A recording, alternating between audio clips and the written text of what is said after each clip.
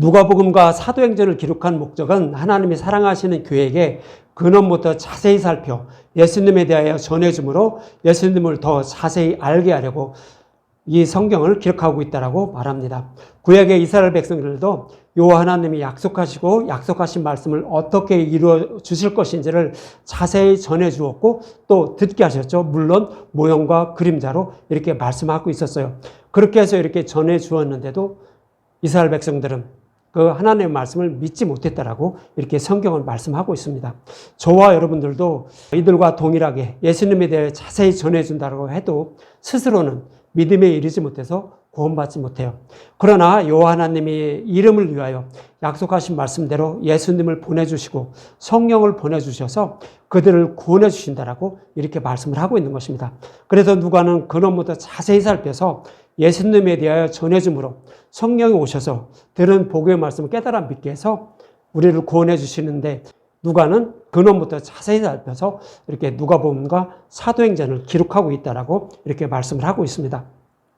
그럼 어떻게 근원부터 자세히 살펴서 기록을 하고 있는지 오늘 본문 5절을 한번 볼게요. 본문 5절에 보면 유대왕 헤롯 때에 아비야 바늘에 제사장 한 사람이 있었으니 이름은 사가랴요 그의 아내는 아론의 자손이니 이름은 엘리사벳이라 이렇게 말합니다. 누가는 구약에서 약속하신 말씀대로 주의 길을 예비할 엘리야인 세례 요한의 출생을 자세히 기록을 하고 있어요. 그래서 그의 부모가 어떤 사람들이었는지 이거부터 기록을 하고 있는 것입니다. 그래서 세례 요한은 대제사장인 아론의 후손임을 증거하는 것으로 성전에서 제사장 직분을 수행하는 아비야 반열의 사가랴의 자손임을 이렇게 말을 하고 있어요. 아비야 반열하면 역대상 24장 10절에 보면 다윗이 성전에서 하나님을 섬기는 그런 자들 이렇게 24반차에 따라서 여러 분야에서 섬길 수 있도록 이렇게 나눠놓고 있었어요. 역대상 24장 10절에 보면 7째는 학고스요 8째는 아비야요 이렇게 말해요. 그래서 아론의 후손들이 성전에서 순서에 따라 돌아가며 제사장 직분을 수행하는데 아비야는 8째 반열이라고 하죠. 8째 반차에 따라서 제사장 직분을 수행하는 그런 사람이었어요. 그래서 그 순서에 따라서 사가랴도 제사장 직분을 수행하고 있었음을 이렇게 말을 하고 있는 거예요. 그러면서 그의 후손인 사가랴를 통하여 세례 요한이 태어나는 것으로 사가랴는 제사장 직분을 수행하는 아론의 후손임을 이렇게 누가복음을 통하여 이렇게 기록을 하고 있는 것입니다. 그런데 오늘 본문 9절과 10절에 보면 제사장의 전례에 따라 제비를 뽑아 주의 성전에 들어가 분향하고 사가랴도 이제 제사장 직분을 수행하기 위해서 성전에 들어가서 분향을 한다라고 하죠. 그러면서 모든 백성은 그 분향하는 시간에 밖에서 기도하고 있다라고 그래요. 백성들도 성소 밖에서 기도를 하고 있고 또 제사장 직분을 수행하는 사가랴는 그 성소에 들어가서 분향을 하고 있다라고 해요. 분향한다라는 것은 기도를 하고 있음을 말해요. 제사장도 한 사람이 하는 것이 아니라 여러 사람이 그 분야를 나눠서 이렇게 직분을 수행하는 거예요. 그런데 사가랴는 그때 분향을 하는 그런 직분을 수행하고 있었다는 거죠. 분향한다는 것은 여호와께 간절히 기도하는 모습으로 이렇게 말씀을 하고 있는 거예요. 그래서 기도한다는 것은 약속하신 말씀을 이루어 주셔서 우리를 구원해 주시옵소서 하는 이러한 기도를 말하는 거예요. 이렇게 기도를 하고 있는 그런 일을 사가랴가 행하고 있다고 이렇게 말을 하고 있는 거예요. 그런데 기도하고 있던 사가랴에게 주의 사자가 나타나서 자손이 없는 사가랴에게 아들을 낳게 해준다고 이렇게 본문 13절과 15절에 이렇게 말씀을 하고 있어요. 13절부터 보면 천사가 그에게 이르되 사가랴여 무서워하지 말라. 너의 간구함이 들린지라. 내 아내 엘리사벳이 내게 아들을 낳아주리니 그 이름을 요한이라 하라 그러죠. 그래서 사가랴도 그 부인도 아들을 낳지 못했어요. 자손이 없었는데 그리고 그냥 늙어버렸어요. 그래서 자손을 낳을 수 없는 그런 상태였음을 이렇게 말을 하고 있는 거예요. 그런데 그들에게 아들을 준다는데 그 이름을 요한이라라고 이렇게 말을 하죠. 그러면서 14절 너도 기뻐하고 즐거워할 것이요 많은 사람도 그의 태어남을 기뻐하리니 아들을 낳지 못하는 그런 상태에서 아들을 낳게 되면 얼마나 기뻐할까요? 그래서 그들도 기뻐하고 또 많은 사람들도 기뻐한다고 하죠. 근데 왜 천사는 사가랴에게 이런 얘기를 했을까요? 세례 요한이 어떤 일을 행할 것임을 이렇게 표현을 하고 있는 거예요. 주의 사자 앞에서 이제 예수님 오시게 되는데 예수님께로 돌이키게 해서 복음을 깨달아 믿게 하는 그런 역할을 하게 되므로 많은 백성들도 또 그 세례 요한의 부모들도 기뻐하게 될 것이라고 이런 의미에서 말을 하는 거예요. 그러면 15절에 보면 이는 그가 주 앞에 큰 자가 되며 포도주나 독한 술을 마시지 아니하며 모태로부터 성령의 충만함을 받아 그러죠. 이 요한도 제사장 직분을 충실히 수행할 것임을 이렇게 말씀을 하고 있는 거예요. 그러니까 여호와께 바쳐진 나실의 이름을 이렇게 표현을 하고 있는 거예요. 그래서 포도주나 독한 술을 마시지 아니한다라고 이렇게 말씀을 하고 있는 거예요. 그래서 여기서 포도주나 독한 술을 마시지 않는다는 것은 나실의 이름을 여호와께 구별된 자임을 이렇게 말씀을 하고 있는 거예요. 그러면 나실인에 대해서 말씀하고 있는 민수기를 한번 볼게요. 민수기 6장 1절에서 9절에 보면 나실인은 이렇게 하라라고 이렇게 말씀을 하고 있어요. 1절부터 보면 민수기 6장 1절 여호와께서 모세에게 말씀하여 이르시되 이스라엘 자손에게 전하여 그들에게 이르라 남자나 여자가 특별한 소원 곧 나실인의 소원을 하고 자기 몸을 구별하여 여호와께 드리려고 하면 포도주와 독주를 멀리하며 포도주로 된 초나 독주로 된 초를 마시지 말며 포도즙도 마시지 말며 생포도나 곰포도도 먹지 말지니 자기 몸을 구별하는 모든 날 동안에는 포도나무 솟아는 씨나 껍질이라도 먹지 말지며 이렇게 말해요. 지금 나실이로 구별된 사람은 포도나무에서 난 모든 것은 먹지 말라라는 이런 의미로 말씀을 하고 있어요. 그래서 여러분들 성경에서 포도나무는 뭐죠? 아름다운 포도나무, 포도나무는 다 십자가를 상징적으로 표현하고 있는 거예요. 그런데 여기서 나실이는 포도나무에서는 난 소사나 아무것도 먹지 말라라고 이렇게 말해요. 이 의미는 뭘까요? 포도나무에서 난 그 복음의 말씀 우리가 먹어야 되는데 그것은 먹지 말라라고 구약에서는 이렇게 얘기해요. 그래서 이 의미는 뭐냐면 포도나무에서 난 소산, 구약에서 있는 것은 다 뭐를 상징하냐면 이스라엘 백성들에게 시내산에서 복음이 숨겨진 율법을 주신 거예요. 그 율법을 먹지 말라는 거예요. 그런 의미로 포도나무 소사는 아무것도 먹지 말라고 씨나 껍질도 포도주도 독주도 오래된 초나 이런 것들도 먹지 말라라고 말하는 거예요. 이 의미는 뭐냐면 시내산에도 주신 율법은 다른 복음이라는 거예요. 그것을 먹지 말고 오직 그 말씀 속에 숨겨진 복음을 찾아 먹어야만 생명을 얻게 된다는 거예요. 그리고 나실인도 그것만 찾아 먹어야만 나실인의 역할을 충실히 할 수 있음을 이런 의미로 이렇게 말씀을 하고 있는 것입니다. 그럼 무엇으로 하나님을 섬겨야 하는지 이어지는 민수기 6장 5절을 보면 이렇게 말하고 있어요. 소원을 하고 구별하는 모든 날 동안은 삭도를 절대로 그 머리에 대지 말 것이라. 자기 몸을 구별하여 여호와께 드리는 날이 차기까지 그는 거룩한지 그의 머리털을 길게 자라게 할 것이며 그러죠. 구약의 제사장들은요. 그래서 이 말씀 때문에 머리를 길게 했어요. 머리를 자르지 않았어요.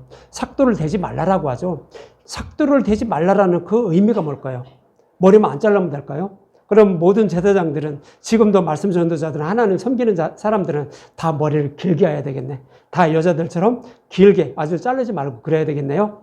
그래서 여기서 머리를 자르지 말라는 것은 교회의 머리 대신 예수님을 떠나지 말라라는 의미예요. 교회는 누가 머리가 되죠? 예수님의 머리가 되잖아요. 십자가가 머리예요. 그래서 거기를 떠나지 말라는 의미로 그 삭도를 대지 말라라고 이렇게 말씀을 하고 있는 거예요. 그래서 나실이는 말씀 전도자는 오직 복음의 말씀만 전해야 되기 때문에 복음을 떠나서는 절대로 안 된다는 거예요. 거기서 누룩이나 이런 거 섞은 것도 그것을 먹고 전해서도 안 된다는 의미예요. 그래서 절대로 복음을 떠나지 말라, 다른 복음으로 하나님을 섬기면 안 된다라는 의미로 그 머리에 삭도를 대지 말라 이렇게 말씀을 하고 있는 것입니다. 그러면서 이어지는 6절과 8절을 보면 자기 몸을 구별하여 여호와께 드리는 모든 날 동안은 시체를 가까이 하지 말 것이요 그의 부모 형제 자매가 죽은 때라도 그로 말미암아 몸을 더럽게 하지 말 것이니 이는 자기의 몸을 구별하여 하나님께 드리는 표가 그의 머리에 있음이라. 자기의 몸을 구별하는 모든 날 동안 그는 여호와께 거룩한 자니라 그러죠. 가족이 죽었더라도 그 시체 가까이 하지 말라는 거예요. 가족이 죽었거나 무슨 죽은 시체 이런 얘기는 뭐예요? 그냥 눈으로 보이는 그렇게 얘기를 하고 있지만 이 말씀도 마찬가지로 머리에 삭도를 대지 말라는 그 말씀과 마찬가지로 다른 복음으로 하나님 섬기를 하지 말라라는 거예요. 내가 다른 복음을 따르려고 하게 되면 혹시 또 누르게 들은 복음의 말씀 즉 다른 복음으로 내가 하나님을 섬기게 되면 그것은 부정하다는 거예요. 그래서 시체를 가까이 하지 말라. 다른 복음에 가까이 하지 말라라고 이런 의미로 말씀을 하고 있는 거예요. 그래서 에베소서 1장 22절에 보면 이런 말씀하고 있어요. 만물을 그 발 아래 복종하게 하시고 그를 만물 위에 교회의 머리로 삼으셨느니라 그러죠. 예수님을 교회의 머리가 되셨다라고 이렇게 말씀하고 있는 거예요. 그래서 우리는 오직 그 십자가 복음만, 교회의 머리 되신 예수님을 절대로 떠나지 않음을 이렇게 성경을 말씀하는 거예요. 그래서 착도도 되지 말라, 독감 포도주도 이런 것도 먹지 말라, 그리고 시체도 가까이 하지 말라, 다 이렇게 말씀을 하고 있는 거예요. 이것은 다 다른 복음을 상징적으로 표현하고 있는 거예요. 다른 복음을, 말씀을 전하는 제사장, 또 말씀 전도자는 다른 복음으로 하나님을 섬기면 안 된다는 거예요. 그래서 다른 복음을 하나님을 섬기게 되면 어떻게 되죠? 말씀을 전하는 자가 백성들에게 다른 복음을 전하게 되는 거예요.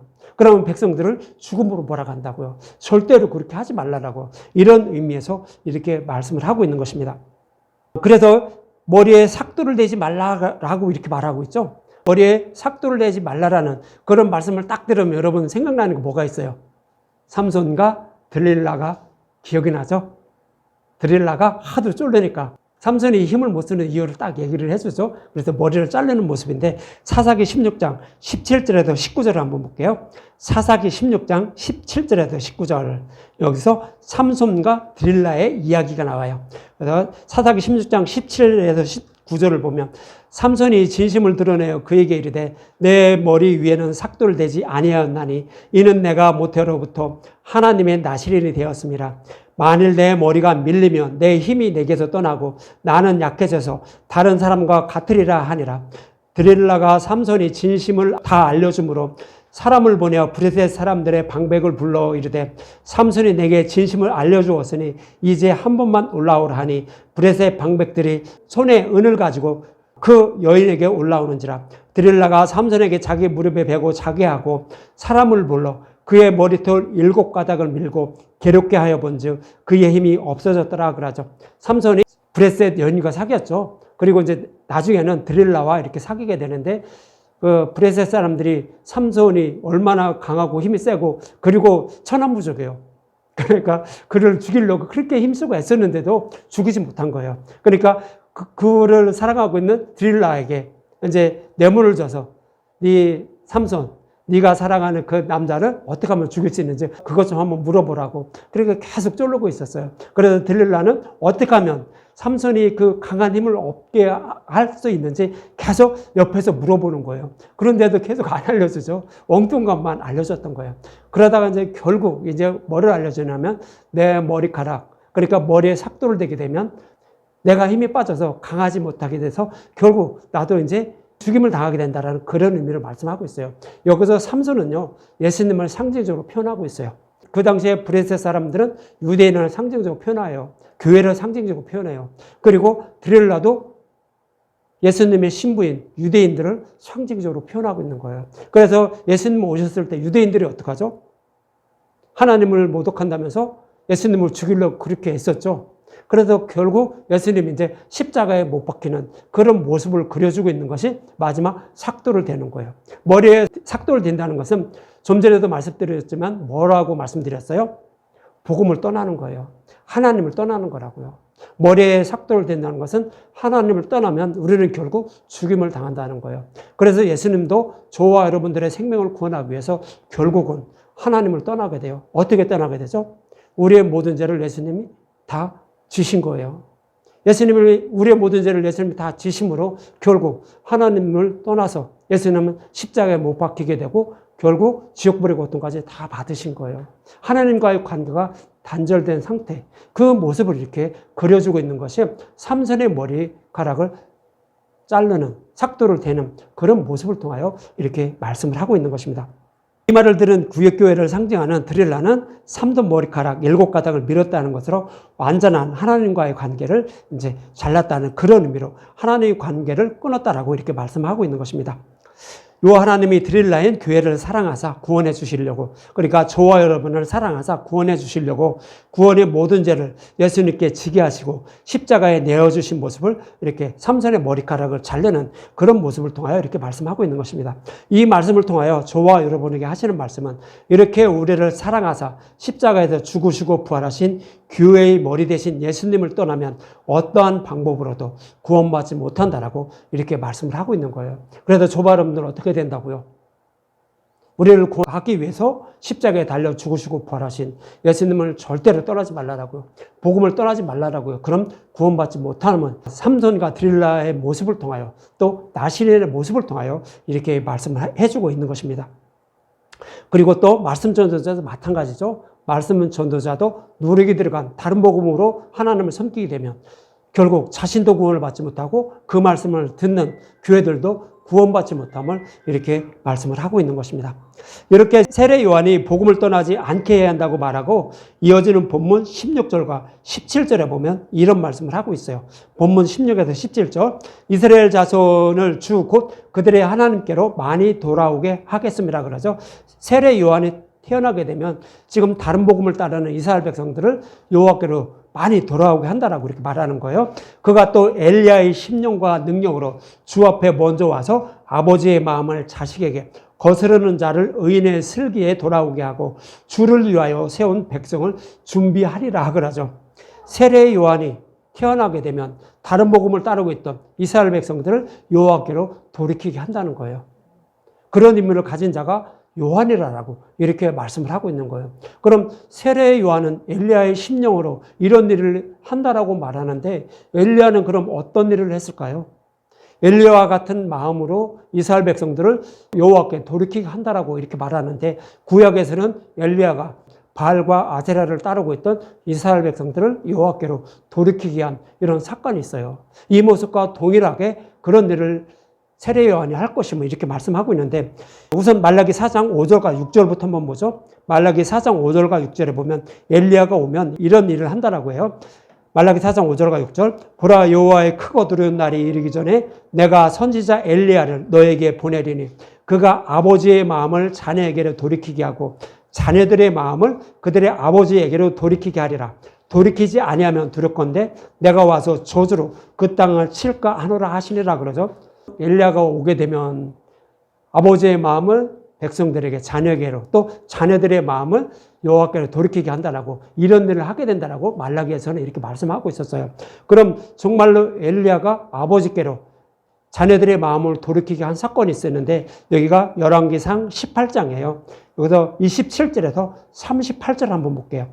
27절부터 보면 정오에 이르러 엘리야가 그들을 조롱하여 이르되 큰 소리로 부르다. 그는 쉬는 중 묵상하고 있는지 혹은 그가 잠깐 나갔는지 혹은 그가 길을 행하였는지 혹은 그가 잠이 들어서 깨어야 할 것인지 하며 이에 그들이 큰 소리로 부르고 그들의 규례를 따라 피가 흐르기까지 칼과 창으로 그들의 몸을 상하게 하더라. 이같이 하여 조호가 지나고 그들이 미친 듯이 떠들며 저녁 소재 들을 때까지 이르렀으나 아무도 소리 없고 응답하는 자나 돌아보는 자가 아무도 없더라. 이렇게 말해요. 무슨 얘기냐면 갈멜산에서 엘리야는 십자가를 상징하는 송아지를 잡아서 번제물에 올려놓고 또 바알과 아세라 선지자 850명이죠. 이들도 동일하게 송아지를 잡아서 그 제단에서 그 위에 올려놓고 불을 누가 내려주는지 불을 내려주는 신이 참신이라는 거예요. 이렇게 대결을 하고 있는 거예요. 그래서 먼저 바알과 아세라 선지자들이 제단을 쌓고 송아지를 잡아서 올려놓고 거기서 계속 기도를 한 거예요. 자기들이 섬기는 신에게 기도를 했더니 아무래도 내려오지 않는 거예요.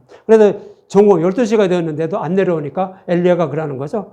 너희들 신이 지금 어디 놀러 갔냐? 장 보러 갔냐? 어디 먼 길을 떠났냐면서 놀려댄 거예요. 그러니까 바알과 아세라를 섬기는 그런 선지자들이 어떻게 해요?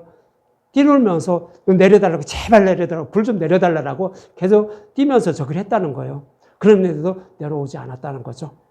그러면서 이제 이런 얘기를 하는 거예요. 열왕기상 18장 31절 엘리야가 이제 이렇게 자녀들의 마음을 아버지께로 돌이키게 하는 사건을 벌이는 거예요. 31절 야곱의 아들들의 지파의 수에 따라 엘리야가 돌 12개를 취하니 이 야곱은 옛적에 여호와의 말씀이 임하여 이르시기를 내 이름을 이스라엘이라 하리라 하신 자더라 그러죠.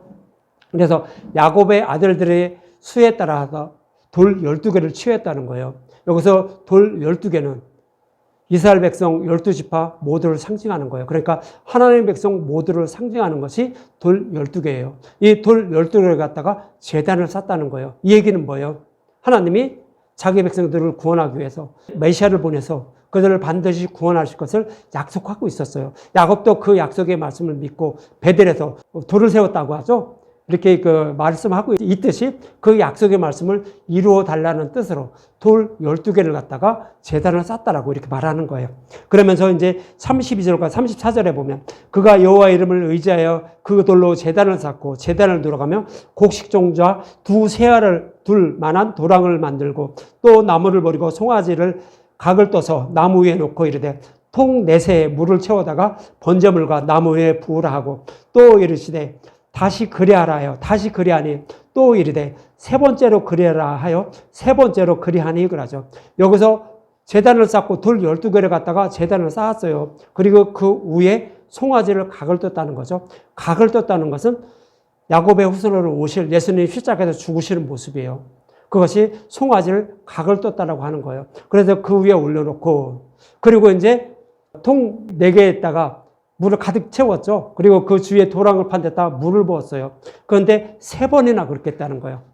4개를 3번 했으면 통 몇 개를 부은 거예요? 12개를 부은 거예요. 이때 당시의 상황이 어땠냐면 3년 6개월 동안 이스라엘 땅에 기근이 있었어요.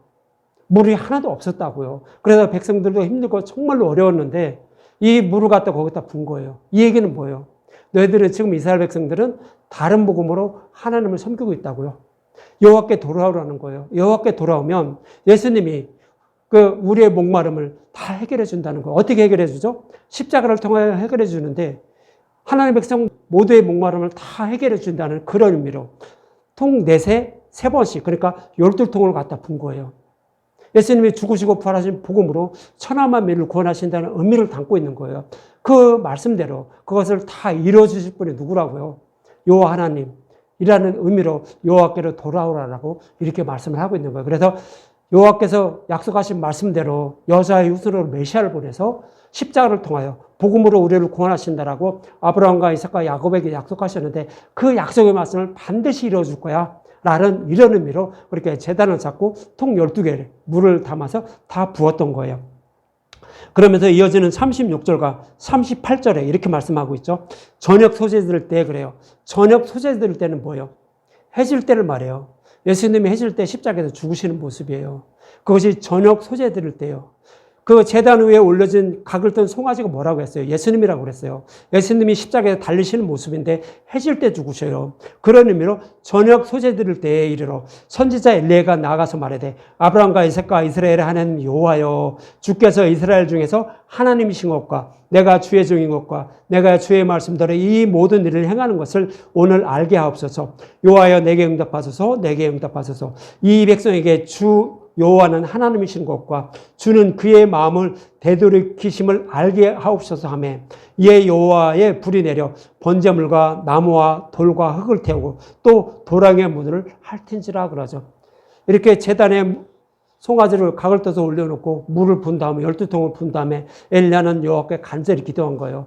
불을 내려서 이것을 받아달라고요. 그랬더니 어떻게 기도를 하죠? 엘리야는 어떻게 기도한 거죠?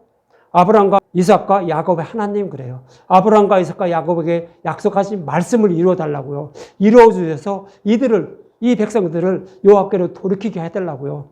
그렇게 간절히 기도한 거예요. 그러면 이 엘리야는 무엇을 가지고 기도를 한 거예요? 그들의 조상 아브라함과 이삭과 야곱에게 약속하신 말씀을 이루어 달라고 이 약속의 말씀을 꼭 붙잡고 기도를 한 거예요. 그럴 때 여호와 하나님은 반드시 내가 약속한 말씀은 반드시 이루어 준다는 거예요. 그런 의미로 이제 불을 내려서 그를 다 태웠다라고 이렇게 말씀을 하고 있는 거예요. 그래서 무슨 얘기예요?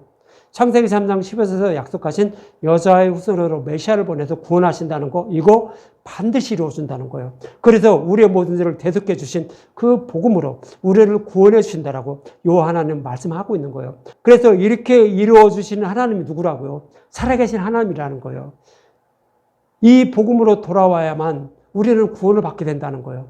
그러나 다른 복음으로 하나님을 섬기게 되면 구원받지 못함을 이렇게 말씀을 하고 있었던 거예요. 그래서 이때의 엘리야도 약속하신 말씀대로 여자의 후손으로 메시아가 오셔서 우리를 구원해 주신다고 약속하셨으니 하나님도 이렇게 응답하셨으니 여호와께로 돌이키라고 이렇게 말씀을 하고 있었던 거예요. 그래서 결국 하나님은 그 제단의 것을 다 받으셨죠. 그리고 나서 3년 6개월 동안 비가 오지 않던 가뭄이 극심했던 이스라엘 땅에 결국 비를 내려주시게 되는 거예요. 이스라엘 백성들이 여호와께로 돌이킴으로 결국 비를 내려주셔서 그의 목마름을 해결해 주는 거예요. 그럼 이 비를 내려주었다는 것은 뭐예요? 약속의 말씀대로 복음으로 우리를 구원하실 것임을 이렇게 말씀을 하고 있었던 거예요. 그래서 엘리야가 여호와를 떠나 다른 복음을 섬기던 그 이스라엘 백성들을 여호와께로 돌이키게 한 것처럼 세례 요한도 똑같이 그런 일을 하게 될 것임을 오늘 본문에서 말씀하고 있는 것입니다. 그래서 이 모습과 같이 아브라함과 이삭과 야곱에게 약속하신 말씀을 이루어 주시려고 약속하신 메시아가 오셨으므로 회개하고 여호와께 돌아오라고 엘리야의 심령으로 외치는 사람이 바로 세례 요한이었던 거예요. 그래서 세례 요한은 물로 세례를 베푸면서 독사의 자식들아 회개하라라고 했던 거예요. 그러니까 다른 복음에서 여호와께로 돌이키라고, 진리로 돌이키라고 이렇게 물로 세례를 베푸면서 계속 외쳤던 자가 세례 요한이었던 것이죠. 이런 인물을 가진 자가 누구였다? 요한이었다라고 천사는 그의 아버지에게 이렇게 말씀을 하고 있었던 것입니다. 이 약속의 말씀을 믿지 못하는 사라는 그런데 결국 벙어리가 되죠. 오늘 본문 18절과 20절에 보면 사가랴가 천사에게 이르되 내가 이것을 어떻게 하리요? 내가 늙고 아내도 나이가 많으니이다. 천사가 대답하여 이르되 나는 하나님 앞에 서 있는 가브리엘이라. 이 좋은 소식을 전하여 내게 말하라고 보내심을 받았노라. 보라, 이 일이 되는 날까지 내가 말을 못하는 자가 되어 능히 말을 못하리니 이는 내가 내 말을 믿지 아니함이거니와 때가 이르면 내 말이 이루어지리라 하더라 그러죠. 그렇죠. 저와 여러분이 사가랴의 모습이었다면 그때 당시에 그 상황이었다면 저와 여러분들도 믿지 못했을 거예요. 왜 믿지 못하죠? 내 아내 부인도 자녀를 낳지 못했고요. 나이가 많고 자기도 나이가 많아요. 그런데 어떻게 아들을 낳냐고요. 자녀를 낳냐고요. 낳지 못하잖아요. 그리고 이 세례 요한도 당시에는 그 제사장들도 대부분이 다 다른 복음을 따르고 있었어요. 율법의 행위로만 하나님을 섬기면 당연히 구원받은 하나님의 백성인 줄 알았고 또 메시아가 온다고 할지라도 그 메시아는 육적인 메시아임을 알고 있었어요. 다윗과 같은 그런 메시아가 오셔서 다른 나라들을 다 정복하고 평안한 마음으로 이 땅에서 잘 먹고 잘 살 줄 알았어요. 그때 당시 그 제사장들의 그 생각이 그랬다고요. 그러고 있었는데 그렇지 않고 약속하신 메시아가 영적인 메시아가 온다고 하니까 그 사실을 알 수가 없죠. 믿을 수가 없는 거죠. 그래서 결국 믿지 못해서 말을 못하는 벙어리가 되었던 거예요. 언제까지? 세례 요한이 태어나는 그날까지. 이렇게 벙어리가 된다는 그런 의미는 뭐예요? 구약에서는 다른 복음을 하나님을 섬기고 있었다는 거예요. 그래서 진리의 말씀으로 백성들을 가르친 것이 아니라 다른 복음으로 가르쳤으므로 그들은 진리의 말씀을 가르치지 못하는 그런 자임을 그런 의미로 이렇게 너희들은 다 벙어리가 될 것임을 이렇게 표현을 해주고 있는 거예요. 실제로 이스라엘 백성들이 다 하나님을 이렇게 열심히 섬기면서 율법을 생명처럼 여기며 하나님을 섬겼지만 그들은 다 벙어리라고 이렇게 말씀을 하고 있어요. 이사야 50장 10절에 보면 이스라엘의 파수꾼들은 맹인이요 다 무지하며 벙어리 개들이라 짓지 못하며 다 꿈꾸는 자들이요 누워있는 자들이요 잠자기를 좋아하는 자들이니 그러죠. 이들이 정말 이랬을까요?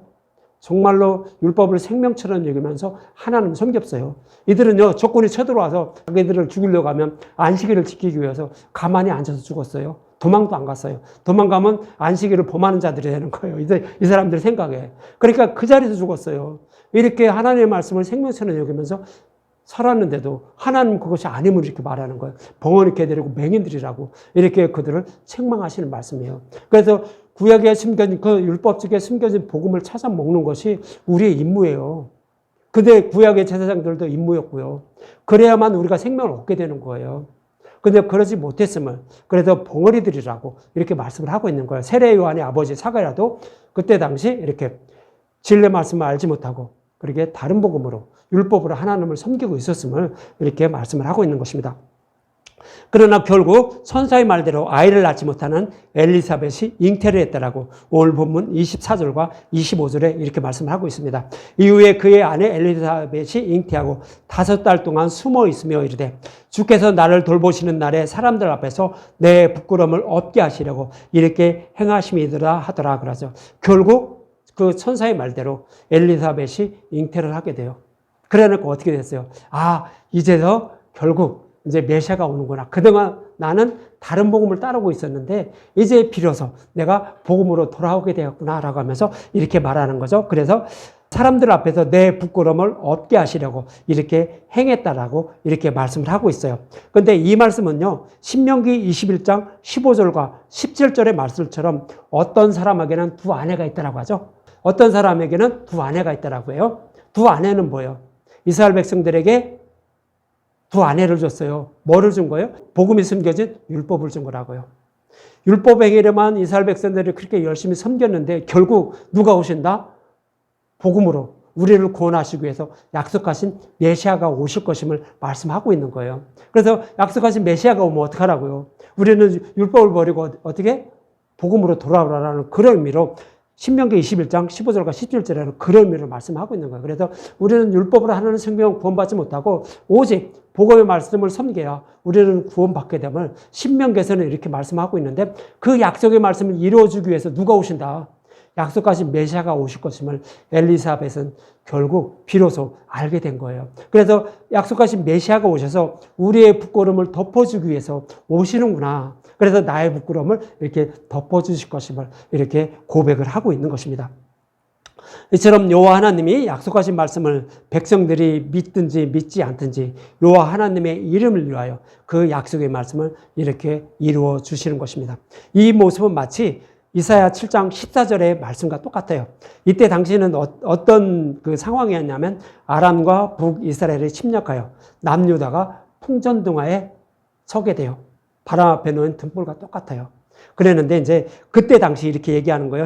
이사야 7장 14절. 그러므로 주께서 친히 징조를 너에게 주실 것이라. 보라, 처녀가 잉태하여 아들을 낳을 것이요 그의 이름을 임마누엘이라 하리라 그러죠. 아람과 북이스라엘이 연합해서 남유다를 침입했어요. 이때 당시에 왕은 아하스 왕이었어요. 그래서 아하스 왕에게 이사야 선지자가 가서 징조를 구하라고, 여호와께 징조를 구하면 이들을 다 물리쳐 줄 거라고 이렇게 조언을 해요. 그랬더니 아하스 왕은 그것을 듣지 않아요. 아니라고. 그건 나 못 믿는다고. 이렇게 얘기해요. 아하스 왕이나 사가랴나 똑같은 말씀으로 이렇게 그 약속하신 메시아가 오실 것임을 믿지 못하는 거예요. 즉 진리가 무엇인지 알지 못하는 그런 자임을 이렇게 말씀을 하고 있어요. 이들만 그럴까요? 우리도 똑같아요. 그랬는데 이들은 이렇게 믿든지 믿지 않든지 하나님은 그건 상관이 없다는 거예요. 왜? 하나님의 이름을 위하여 그들이 믿든지 믿지 않든지 그건 상관없이 하나님은 그래도 그들이 그 징조를 구하지 않아도 친히 여호와께서 징조를 보여주신다는 거죠. 그래서 처녀에게 잉태하게 해서 약속하신 메시아를 보내주실 것임을 그런 의미로 이렇게 말씀하고 있는데 결국 북이스라엘과 아람 왕이 연합해서 이스라엘을 침공하게 되는데 하나님은 그 약속하신 메시아를 보내기 위해서 그들을 물리쳐 준다라는 그런 의미로 이렇게 말씀하고 있는 거예요. 그래서 결국 처녀가 잉태하여 그 아들을 낳게 되죠. 그래서 처녀는 이제 마리아죠. 예수님의 어머니 마리아에게 성령으로 잉태돼서 그 흠이 없는 예수님이 오셔서 우리를 구원해 주실 것임을 이렇게 이사야 선지자에도 이렇게 말씀을 하고 있었던 거예요. 이것처럼 엘리사벳이나 사가랴도 약속하신 메시아가 오심을 소망하지 못하고 즉 진리로 하나님을 섬기지 못하고 있었지만 결국 그들의 구원을 위해서 하나님은 그 약속하신 메시아를 이렇게 보내주심을 이렇게 말씀을 하고 있는 것입니다. 이 말씀과 같이 여호와 하나님은 교회가 진리의 말씀을 하나님을 섬기지 못해도 그들을 구원해 주시려고 약속의 말씀을 다 이루어 주시고 구원해 주신다는 거죠. 왜 구원해 주시죠? 하나님의 이름을 더럽히지 않기 위해서. 저와 여러분들도 마찬가지예요. 저와 여러분들에게 아무리 진리의 말씀이 이거라고 전해도 스스로는 진리의 말씀이 뭔지 몰라요. 그래서 그걸 스스로 이게 진리다라고 해서 꼭 붙잡고 하나님을 섬기지 못한다고요. 그런 저와 여러분들에게 성령 오시는 거예요. 그러면서 저와 여러분들의 마음을 어디로 끌고 가요? 진리로 끌고 가셔요. 그래서 진리로 끌고 가셔서 진리의 말씀만 듣게 하시고 천국을 소망하게 하셔서 우리를 구원해 주시는 거예요. 이것이 하나님이에요. 그렇지 않고는 우리는 구원받을 길이 없다는 거예요. 그렇지만 하나님의 이름을 위해서 이렇게 우리를 사랑하사 우리를 구원해 주시고 있음을 성경은 계속 반복해서 말씀을 하고 있는 것입니다. 이러한 의미로 아이를 낳지 못하는 사가랴의 아내 엘리사벳에게 아들을 낳게 한다고 말씀하고 있는 것입니다. 이렇게 저와 여러분을 사랑하사 약속하신 말씀을 이루어 주셔서 구원해 주시는 예수님만 의지하며 그분에 대하여 더 알아가는 저와 여러분들이 되셨으면 합니다.